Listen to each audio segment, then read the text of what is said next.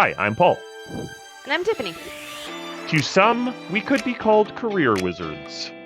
And to others, sometimes we seem like therapists. However, we definitely are not. But for you, we are the co-hosts of the Career Boosters podcast. I would say if you're truly authentic and inquisitive and really up for being interested in what people have to say, you kind of build that connection, and that's what holds them. When you're networking, not just to impress people, but it's really to genuinely build those relationships and connections. That's what makes the difference, and it makes it from that superficial level to that relationship level. Hello and welcome to the Career Boosters podcast, season 2, episode 15. That is wild.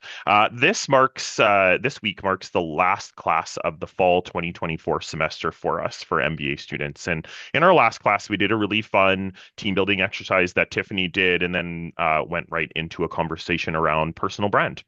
This semester, we've learned about our unspoken brand, what our values are, strengths, emotional intelligence, how we manage stress, and so much more, which coincidentally enough, all parts of our brand. We took students through the importance of managing and building their brands, and that even the smallest hiccup could kind of set us back. And we don't want to do that. We want to gain really good momentum. And when you think of what is important, it's truly a blessing to understand ourselves completely and show up in our best authentic self. And when I think about authenticity, I think about an MBA student, and her name is Deanna Dow, and she is joining us today to talk all things brand. And actually, we'll add in some networking stuff too, because I think Deanna is an amazing networker.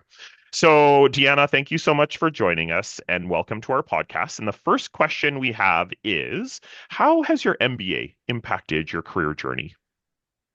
Thank you so much, Paul and Tiffany, for having me here. I'm extremely happy to be here and extremely grateful for my MBA experience. It was magnificent, finished in 2018. And I would say that the biggest impact is that confidence, the confidence that you are able to do the skills reinforces what you do bring to the table, such as critical thinking, leadership, strategic decision making. It's definitely expanded my professional network and really got to meet a great group of people who are great friends to this day. I really appreciate that you just talked about confidence and a network, because I think those are two of the biggest topics that we just always talk about. And whether we're using those words or not, they seem to be a foundation of both what we know to be really important out of the MBA, what seems to be highlighted by alumni who've gone through it, and they also seem to be some of the biggest question marks for current MBA students. How do I gain confidence? It can be a rather confidence shaking experience. I don't know if you experienced that, but to come into the MBA can shake fully confidence. And then this networking, it's the word that everybody is a little uncertain of or a lot uncertain of. So appreciate that you're here to share kind of on both fronts with us today. I'd love to start chatting about brand, because you, even on this screen, clearly have a very visual brand. And what I think is interesting is so do Paul and I. Students who know us know that I show up with purple hair and I am never wearing anything other than bright colors. Paul shows up with really cool sneakers and shoes and kind of fun watches. And so we all seem to have this physical brand that's showing up. But talk to us about what you know about your personal brand and how that maybe comes out then kind of physically. Thank you. Great question. Anyone that knows me knows that I love pink. I've been at conferences and I didn't wear pink at a conference, and I think 10 people asked me where my pink was. So it's definitely my color, and I do love it. I always have. But I think what really helped me develop my personal brand from a young age, when I was reflecting on this, was in elementary school, I got in trouble. I think it was throwing snowballs or whatnot. And the principal at that time said the way that he acts is he thinks of someone that he really respects or looks up to. And in fact, it was his grandma who was in heaven. And he says, I know that she's always looking down on me. So I always think before doing something, would that make my grandma proud or disappointed? And it's always kind of been in the back of my mind. To always think of that one person who you truly value, how they think of you, and act accordingly. And I think that's really helped me throughout all my years in the decisions that I make. and you touched on authenticity, and I think that that's the most important. If you're not authentic and doing what you truly believe in, you will get caught up in it, and it does show down the road. And with those guiding principles of thinking about what that person thinks of you, that goes in all things such as social media posts, how you interact with people online, in person, how you handle yourself. So it's definitely been in the back of my mind throughout the years. What a beautiful way to frame that. And what I hear is a twist or a nuance of, if I think about James Clear's work, so the Atomic Habits, and he talks about everything we do, is that moving towards even a little bit, 1% towards who we want to be, or is it taking us away from who we want to be? But sometimes that inner peace, who I want to be, maybe isn't as tangible, but you just talked about wanting to make sure someone you care and respect for would be proud, perhaps, or happy, or aligned with it.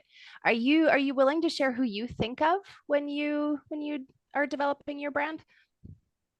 It's probably my mom. She's my best friend, and I have a lot of respect for her. And I always think, would this make her proud, or would she be disappointed? Because I've always cared about that. So among others too. So strong leaders that I've had in the past. I had a fantastic vice provost when I was working for the University of Alberta in the international office, German lady, and very, very strong-minded and very direct. So I always kind of, what they're thinking, which I appreciate. And I definitely think about her a lot because she definitely helped elevate me in my career.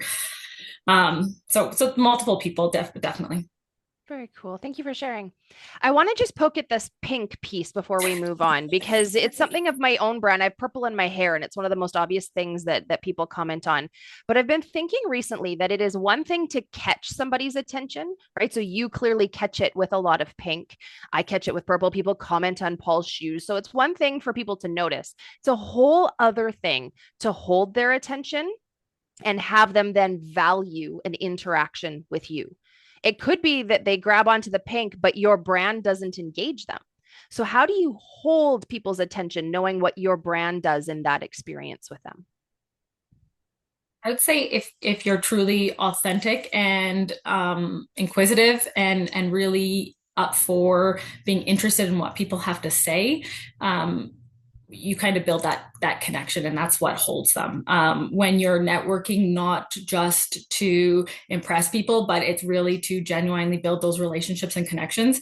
That's what makes the difference, and it makes it from that superficial level to that relationship level. I love that. And when we think about the integration of curiosity, right? Just being able to be curious about the person that you're talking to, making, I always love to just a small comment. If, for me with shoes, if somebody's wearing a really cool pair of sneakers, even if it's like randomly on the street, I'll go up and be like, I love those. Those are fantastic. Are you a collector? Things like that. And I'm sure some people are like, what is this big, large, loud person doing to me? But then other people are like, we could be in a 10-minute conversation about it, right? And even before we started this podcast, Tiffany and Deanna going back and forth about colors and all of these things, it's such a beautiful thing to just bring people together, right? And two very authentic people talking about those things. So Deanna, as we look at your career, we see a little airplane in the back of in the shelves. So lots of airplanes in the back. I didn't even notice the ones up at the top. When we think about the world of travel, tourism, flights, this is where you have been working and spending your time in. Tell us a little bit about what you do and the things that you're doing in the airline industry and in the travel space right now. Yes. On your shoe piece, I'm like a squirrel. So when I see pink, that is a good conversation starter, because I'll go and ask them where they got it from, because you can never have too many shoes or too many pink blazers. So good point on that. As far as what I do, I've always been interested in international business. People think this world is this huge, scary place, but it's actually scary how small and close and connected it is. So that's what I studied throughout my education in my undergrad and MBA was international business. And then I really, really look for companies that have a good brand. That's always been my guiding principle of looking for a job is the reputation of the company. Mm-hmm. So first it was the university, then the airport. It's a company called Informa Markets that does conferences all around the world. And the purpose of those conferences is to build air service around the world. So it's a bunch of airports all around the world and airlines globally that meet and have 20-minute meetings and pitch why a city, why an airport should get a nonstop destination. And having those nonstops really helps create the connectivity between two cities, the economic impacts for the cities that it has for businesses. So I love bringing people together and that connecting and networking, and it's all about networking. So sometimes we have more than 3,000 people at our conferences, and building those relationships, meeting with those airlines, airports, tourism boards, and just to bring people together and bring that connection to the globe is what I'm passionate about. And I think when you're passionate about something, it's extremely easy to do your job. And the pink swoop planes are probably one of my favorite. And Condor, the striped plane, they just did a pink one for breast cancer awareness. So I said that it's my goal to get on one of those flights. Nice. So I have to fly to Germany to get on one of those, but nice. Really one of my favorite planes. That's cool. Well, and so you come from an industry in a space that brand loyalty is so important, and the brand itself just really speaks. One small thing I think of, like, don't know if I'm going to tread careful. I'll tread carefully on this, but the news of Air Canada charging like baggage fees and how that could, impact their own brand, right? Who's going to travel with them versus kind of some of their competitors? What connections do you see between like building a strong brand for an organization and then building one for yourself? A lot of key similarities. I think that the mission statement, the value statement, if the company really lives by that, and that's what they're known for, then that's their brand. And as soon as they start to stray from their mission, their core values, they get called out on it. So I think as an individual, if you're very clear on what your values, your objectives, what your goals are, and you're living up to that, it aligns. So communicating what those values are, and then your actions, making sure that your actions are very, very clear, because you said it right at the beginning that it takes probably 1 second to hurt your brand or your reputation, but it takes years and years to build it. So just like a company and an individual, you have to be consistent, authentic, and living up to your values and your missions. Yeah. There's I use this quote, and I'm probably going to butcher this, but it's by this guy we may have heard of, Warren Buffett, before. I don't know. You may have heard of him. He's got a lot of money. He says it takes 20 plus years to build your reputation and like 2 minutes to like just obliterate it, right? So I think we are always in a constant reminder of like the building of the brand and really, like Tiffany said, the positive places towards goals, right? How have you seen your personal brand grow and shift over your career so far? Good question. I think what's helped me is that lifelong learning. I never feel like I'm there or I have got it. Even till this day, I'll record presentations or meetings and replay them over time. I think at the very beginning, when you're starting off, your brand is kind of to prove your competence. And then once you have that competence, it's leading with purpose, leading with authenticity. But at the same time, not being so focused on your brand or what people think of you, because then you're just doing things to do things instead of being true to yourself. So I think that's extremely key. And you know what? Sometimes things won't work out the way you want, and you're extremely worried on how that affected your brand and reputation. But putting it into perspective at the same time, people care to a certain extent, but in the grand scheme of things, if one incident happens or if you're let go from a company because things didn't work out, it's not going to make or break things in the grand scheme of things. If people know the type of employee you are, how you work, if you get things done, that's the reputation you built, and no one can take away your reputation, no matter what happens externally. If you're true to what you believe and you stick to that, then those small things won't harm you in the long run. So being purposeful about building your brand, but not letting that dictate or worry you into challenging yourself or making mistakes, I think is very important. What I hear you talking about, and I think this is a new term, I just made it up in my head, but we need brand boundaries. Yes. Right? We Definitely. need our own brand boundaries. Yeah. You also brought up interesting thoughts around perception, and that we can be so focused on what is the brand message I'm sending. Both, do I understand it myself? How do I get it out in the world?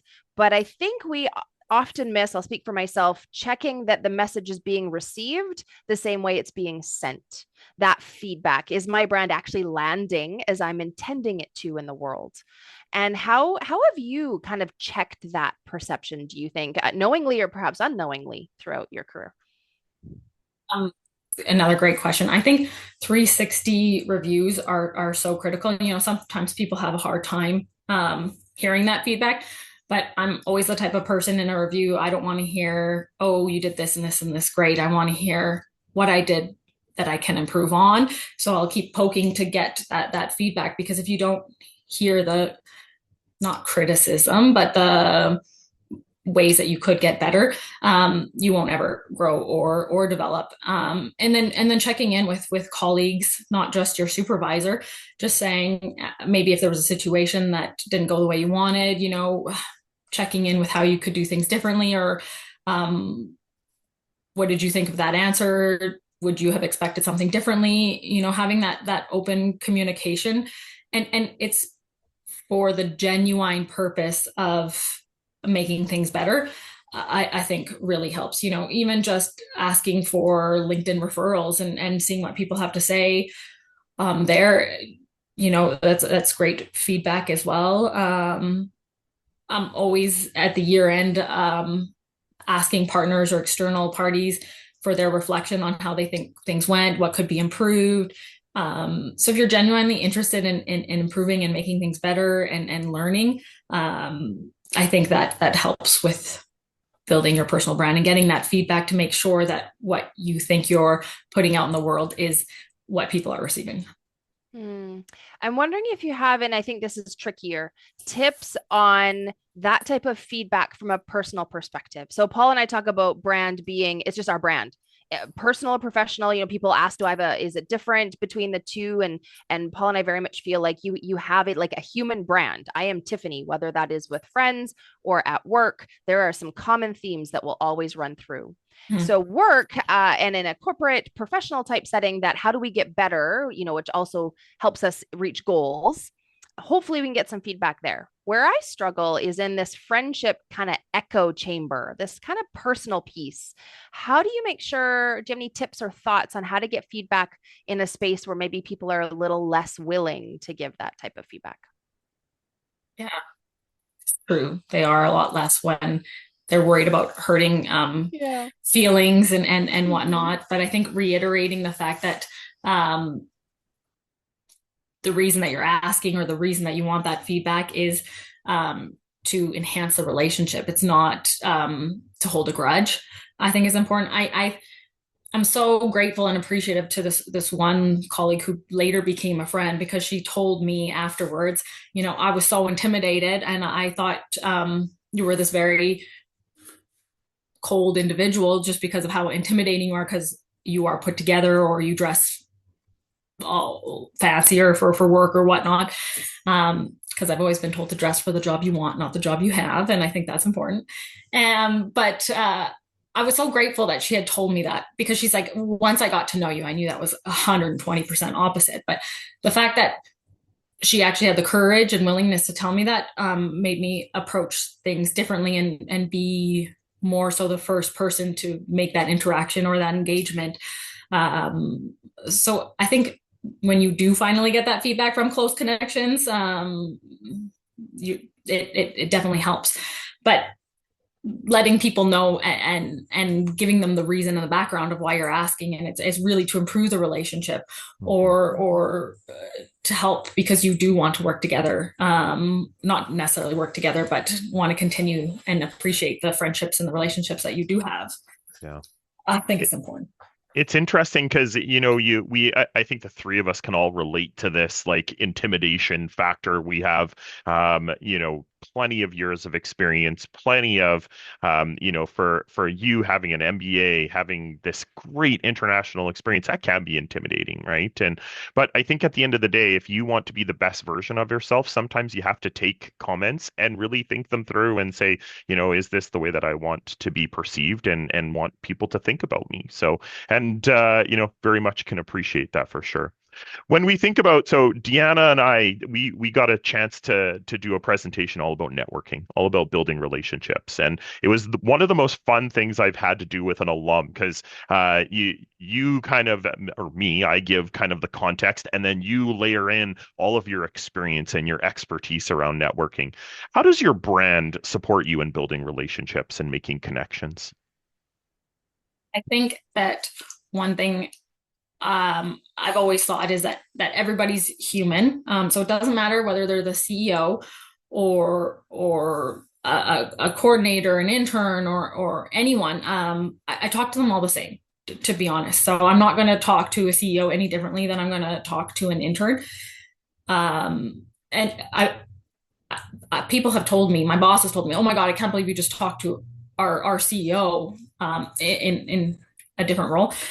And I was kind of shocked by that. I said, we're all human, we're all people, we're all the same. I think people forget that everyone started off as a junior at one point in time, and people get intimidated to go up to someone senior because they're worried that they'll think less, or what if I don't know something, or etc. But I think if you just treat everyone as humans, because we're all humans, we're all equals, it doesn't matter what title you hold. That goes a long way, and that's what's helped with my networking, and I would hope now more so my approachability and being willing to have those conversations and make time for people. Doesn't matter what their position is, and you never know who you'll meet where. So many people are put their headphones in and sit in isolation. I've made friends with someone that I was sitting on an airplane with and kept that relationship alive, or when you're in a lounge, or on a bus. A lot of people don't like people talking on buses, but have conversations with people instead of on your phone. I'm so astonished how I was in New York for a month, and I absolutely love New York, but it's one of the busiest places in the world, but could also be the loneliest place in the world if you just isolate yourself and have those headphones in when you're walking instead of interacting with individuals. And then there's some of the nicest people in the world. They get a bad rap, but they are very nice people. And I've learned that they love giving directions. So I would make conversations and ask for directions because I'm directionally challenged. But, asking for directions led me to getting an invite to the US Open in New York. So having a conversation with a stranger and it going to, hey, actually I have an extra ticket, so you never know where you'll end up from just random conversations that you have with people. So I'm hearing tips so far of, treat everybody just as a human. Right. Yeah. To make sure that we have conversation. I think we've lost that art, right? Yeah. That fear of just talking to other people that never used to be something because we weren't on these things 24/7 and isolated, yeah. Right? It's a skill set now that we have to develop. Yeah. What other tips do you have? Tangible tips for MBA students who are struggling with this connecting with other people thing? What I find very helpful too is if I know I'm going to a conference, looking up, I know it's a little bit creepy, but looking up the delegates on LinkedIn that you're going to be meeting with and seeing if you have a mutual shared interest or a mutual connection. And then that kind of helps break the boundaries when you're having those conversations. The research and being prepared helps build your confidence too, to have those conversations. I would say following up. I'm a strong believer that if you say you're going to do something, then you do it. Otherwise, do not say you're going to do it. I think the MBA, one of the key learnings is, what is it? Under promise, over deliver. That's what makes a happy customer, a happy friend, a happy relationship. So, you never want your boss to always being like, did you do this? And following up. I hate doing that with people. So if I say I'm going to do something, put it on my to-do list and, you get it done. Embracing digital networking. I think connecting with people after conferences on LinkedIn, just sending a note. I think what's really helped too is after a conversation, I try to make notes on just my phone really quickly, if they've said a birthday or their kids' names or whatnot. So then when you are doing your follow-up or you are reaching out later on down the road, using relationship names of people, then they felt like they were heard. It goes a long way from being a contact to being a key contact and having a relationship with someone instead of it being superficial. Yeah. Awesome. So, what amazing tips. You are like a tip machine today, Deanna. I had no other expectations than this because that is your brand. What is next for your own kind of personal brand building journey? What's next for Deanna? I would love to gain an international experience. So I'm currently looking at where to work next in the world. I know I've done educational experiences working abroad during the MBA in Germany and undergrad in Edinburgh, Scotland. The China study tour with the MBA program was amazing. So lots of great educational experiences, but I really looking for that international experience living abroad. Edmonton is always home and it's a fantastic city, but just a couple of years, immersing myself in a whole new dynamic and career. And then just continuing to refine communication and leadership skills and building on that network and making those relationships.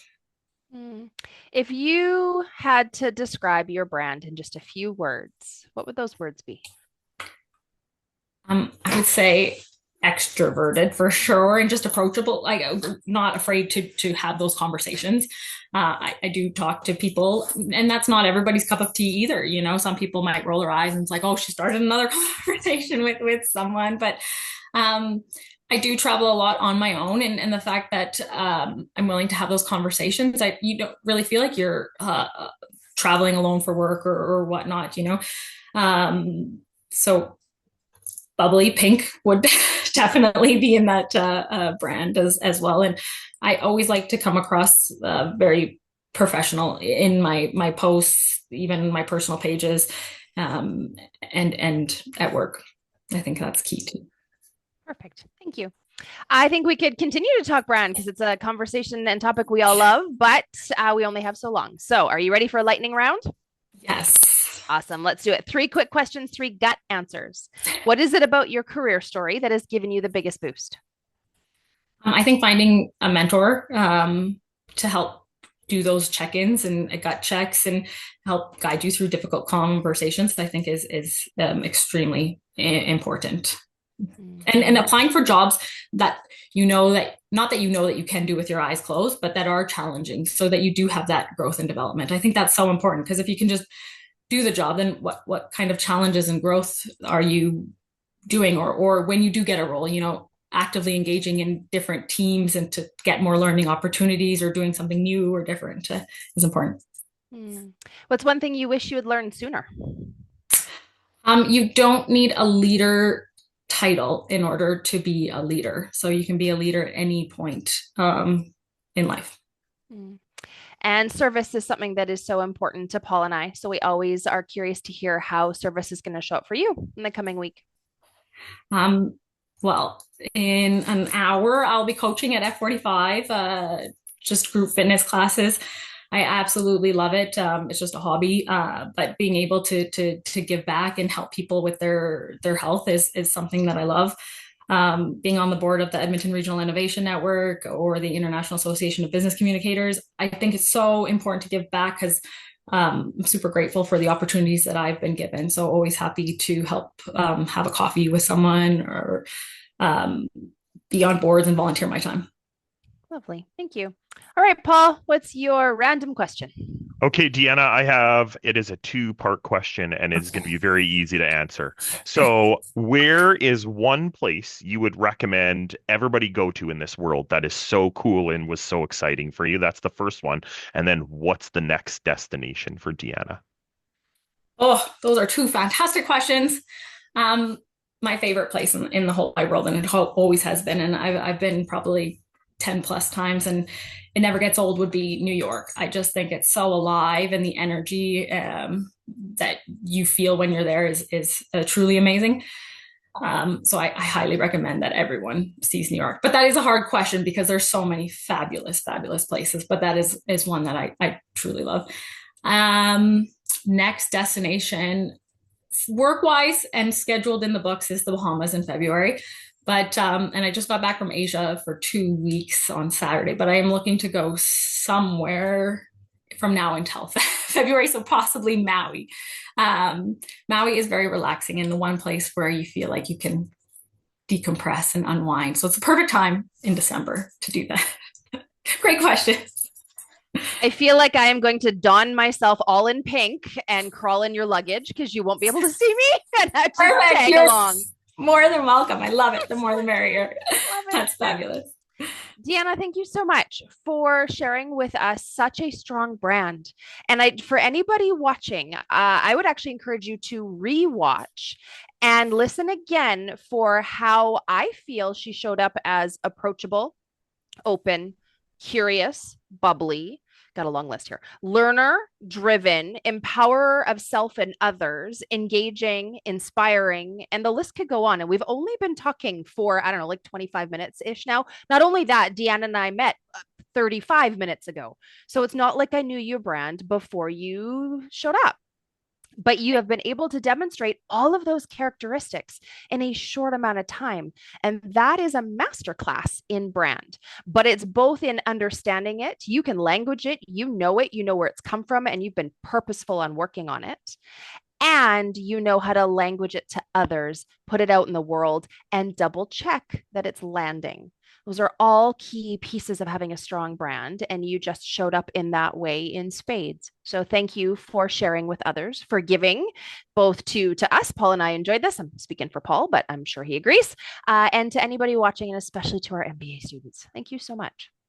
Thank you. Thank you both. I appreciate being here and having these conversations with you, both fantastic people. So thank you anytime. I'm always happy to help out any fellow MBA programs or students or friends. We will hold you to that. So fabulous. Thank you. Thank you.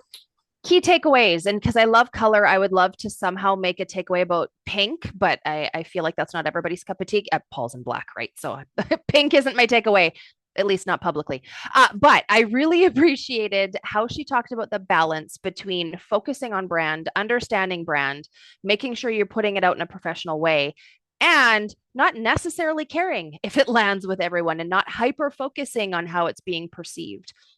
We can focus so much on it that it actually becomes destructive to our brand. And so what's the balance on knowing it, owning it, putting it out there, but not caring that everybody receives it the way is intended? That's a delicate balance. So I like that. You, Paul?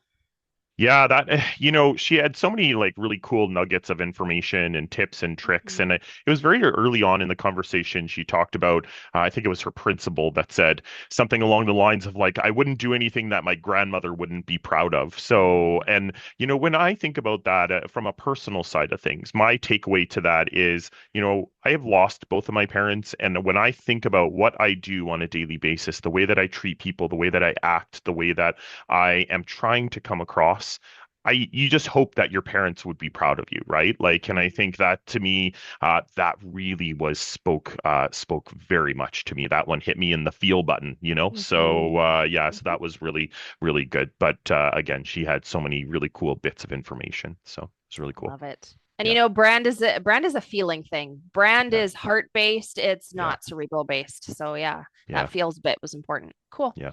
All right. Next week, as we get closer to 2025, a new year, and of course all the things that come with a new year, but part of it is a renewed focus on job searches for MBA students. So we'll start to talk about that. So catch you next week. Thanks for tuning in to the Career Boosters podcast. We hope you had a blast. Yeah, we know that's corny. Catch you next time, and remember to subscribe wherever you enjoy podcasts.